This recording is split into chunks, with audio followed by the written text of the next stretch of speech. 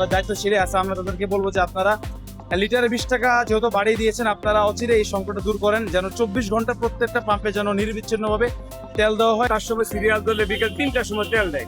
আমার ধারণা 24 ঘন্টা আমাদের তেল দেখ, 2 পয়সা বেশি হোক, তবুও যেন আমরা শান্তিতে বসতে পারি, চলতে পারি।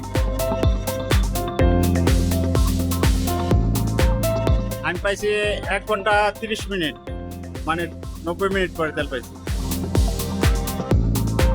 বর্তমানে তেলের সংকটটা আগের মতনই রয়ে গেছে। কিছু মিলিয়ে আমরা হতাশাগ্রস্ত, এর ভিতরে লিপ্ত তো আছেই, তাছাড়া আনুষঙ্গিক সবকিছু মিলিয়ে সমস্যা।